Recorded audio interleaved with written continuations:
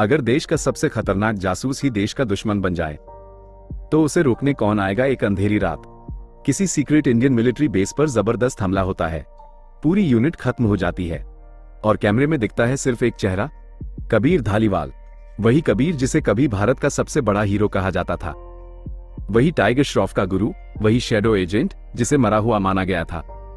सरकार हिल जाती है, देश पूछता है क्या हमारा सबसे बड़ा हीरो ही अब गद्दार बन गया। उधर एक नए एजेंट की एंट्री होती है, वीर जूनियर एजेंट, जिसे ये मिशन दिया जाता है कबीर को जिंदा या मुर्दा पकड़ो। लेकिन जैसे जैसे वीर कबीर को ढूंढता है उसे कुछ गड़बड़ लगने लगता है। जहां जहां कबीर गया वहां सिर्फ आतंकवादी ही मरे हैं, किसी मासूम को नुकसान नहीं पहुंचा। तो सवाल उठता है अगर कबीर गद्दार है तो वो देश के दुश्मनों को क्यों मार रहा है। उधर कबीर एक ही लाइन दोहराता है, अगर मैं सच बताऊं तो पूरा सिस्टम गिर जाएगा। फिर एंट्री होती है एक नए खतरनाक विलेन की, एक इंटरनेशनल आर्म्स डीलर जो भारत के अंदर से ही देश को तोड़ना चाहता है। वो सिस्टम के अंदर घुस चुका है, मिलिट्री, पॉलिटिक्स और इंटेलिजेंस सब उसके कंट्रोल में है। कबीर ने उसकी साजिश पकड़ ली है और अब उसे रोकने के लिए वह खुद देश का दुश्मन बन गया है। अब वीर और कबीर आमने सामने हैं, गुरु बनाम शिष्य, देशभक्ति बनाम सच्चाई। एक तरफ ऑर्डर है कबीर को मारो, दूसरी तरफ कबीर कहता है अगर तुमने मुझे रोका तो भारत को कोई नहीं बचा पाएगा। फिल्म यहीं से असली वार बन जाती है, बंदूक से नहीं, दिमाग से और भरोसे से। और सवाल ये नहीं कि कौन सही है, सवाल ये है जब पूरा सिस्टम ही गलत हो जाए तो सही आदमी क्या करे। वार 2 सिर्फ एक एक्शन फिल्म नहीं, ये गद्दारी और देशभक्ति के बीच की सबसे खतरनाक जंग है। फिल्म की शुरुआत एक बड़े झटके से होती है। भारत का सबसे बड़ा सीक्रेट एजेंट कबीर धालीवाल अचानक देशद्रोही घोषित कर दिया जाता है। कहा जाता है कि उसने एक मिलिट्री बेस पर हमला किया और सैकड़ों जवानों को मरवा दिया। पूरी सरकार हिल जाती है। अब उसी कबीर को पकड़ने के लिए भेजा जाता है एक नया और तेज एजेंट वीर। वीर के लिए यह सिर्फ मिशन नहीं है, कबीर वही आदमी है जिसने उसे ट्रेन किया था, उसे जासूस बनना सिखाया था। अब वही आदमी देश का दुश्मन बन चुका है।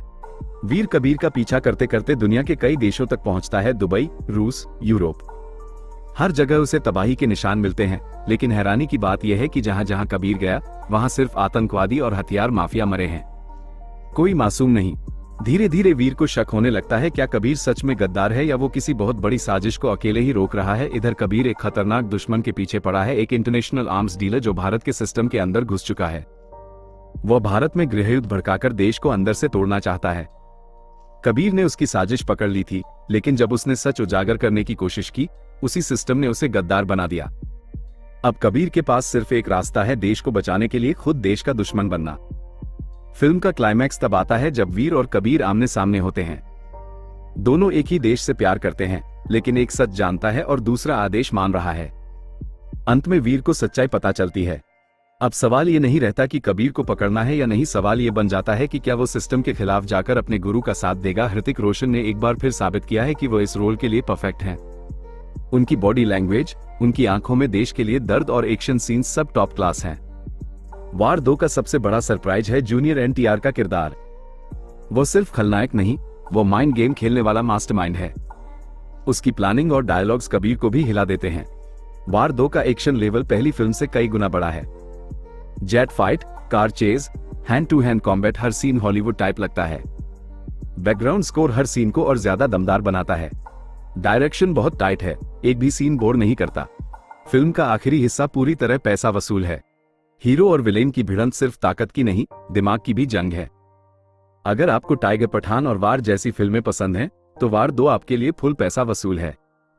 तो दोस्तों, ये था आज का रिव्यू। आपको पसंद आया तो लाइक करें और चैनल को सब्सक्राइब करें।